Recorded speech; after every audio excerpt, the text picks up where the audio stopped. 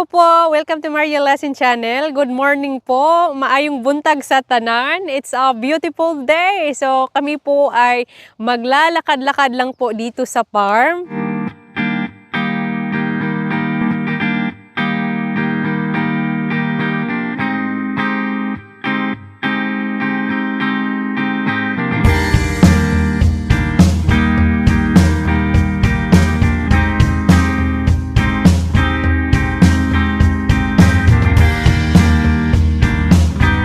Yes po, maglalakad-lakad lang po tayo sa farm. Sa makikita nyo po, nandito po yung caravan namin. Nandito po ako sa labas ng aming caravan. At medyo po malamig. That's why I always wearing my pink jacket. Ayan guys, marami po ditong olives. Ay hinog na. Kinakain lang po namin ito sa farm. So, meron po tayo ditong mandarin. So kinakain din namin ito. Hindi namin ito pinipitas para magtrabaho. Nakain lang namin to sa farm. So, libre lang po. So, kung gusto namin kumain, ay pinipitas ko lang ito sa labas ng aming farm. Aming farm, parang may-ari. So, ayan guys, kukuha lang po ako ng apio para fresh lang po. Kakainin ko agad ito mamaya. So, lakad po tayo guys. Continue po tayo lakad sa farm. Meron na naman po tayong ibang prutas dito. Marami po talagang iba't ibang prutas sa farm. There's fruits. Prutas na ito ay persimmon. So, hindi pa po siya hinog. Mukhang hinog lang po siya. Pero pag ready na po itong kainin, ay nagiging soup po siya. Ayan guys, di ba? Maganda talaga pag makatira ka sa farm dahil marami pong iba't ibang prutas dito na libre lang na kinakain namin. This one parang overripes na to, kinain na ng insekto. So, ito po yung pinitas namin na yung pegs na hinarvest ko po. Ayan po yung punuan ng pegs. Meron pa ring prutas dito. Ito, hindi pa po siya hinog. Pero tapos na po ang season. This one, parang late season po ito. Pero yes, kinakain lang po namin ito. Mga apio, punuan lang po na libre kainin ito. Western are very slow to walk. So, nandito na po tayo sa apple tree. Ito po yung mga punuan ng apple. Sa makikita nyo po ay wala na pong masyadong prutas dahil napitas na po siya namin. Pero for sure po marami pong leftover. Hindi kasi lahat talaga mapitas lahat sa punuan. At tayo po ay we gonna look for leftover fruits para kakainin ko po. Granny Smiths, one of my favorite variety po talaga, yung Granny Smiths. So yes guys, parang tinutor ko po kayo sa farm ko. Nangangarap si ate na from kung saan po kami nakatira. So maganda po dito maglakad-lakad dahil wala pong traffic, di ba? So yes, marami pong mga punuan dito. Look honey, ang dami pong leftover. So probably David can reach. I can't. Ayan, so naaabot ni David. Next time, we have to come back here to bring some ladder. I only need a few anyway. So, para kainin tonight. Sylvester's going to reach.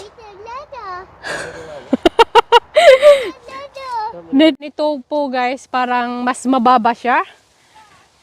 Ang dami po. Hindi ko po makain lahat. Madali ko siya maabot. Oh, very fresh po siya. Would you like some Granny Smiths, darling? I'm gonna bring this one home. And we can have some tonight. Wag marami. Hindi ako pumipitas ng masyadong marami. Gustong-gusto ko po yung pagpitas, makakain agad. So I only pick a few para bukas naman, pipitas naman tayo. We're going to continue for walking dito sa farm. Come on, darling. So dito po ay makikita nyo lang po puro apple farm. Sa kabila po ay pears naman po na punuan. This way, darling. So yes, ang ganda po maglakad-lakad dito sa farm. Malamig ang simoy ng hangin. Wala pong pollution.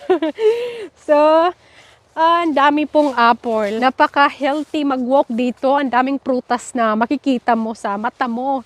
Parang yung mata mo, parang nag-i-enjoy while naglalakad-lakad, di ba? Ito po yung pears na punuan na pinitas namin 3 months ago. Wala na po siyang prutas.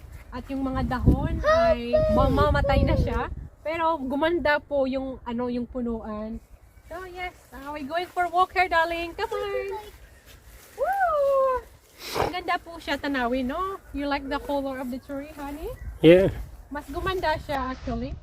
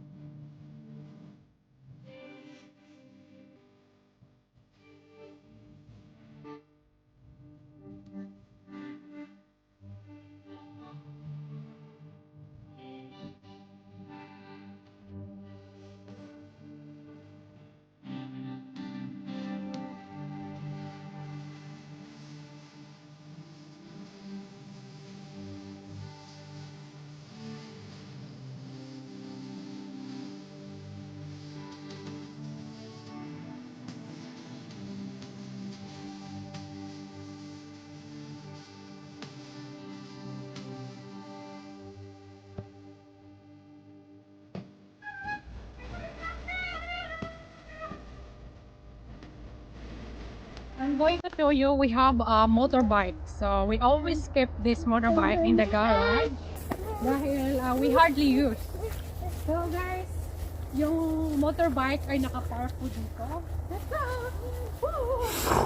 And si marching one by one for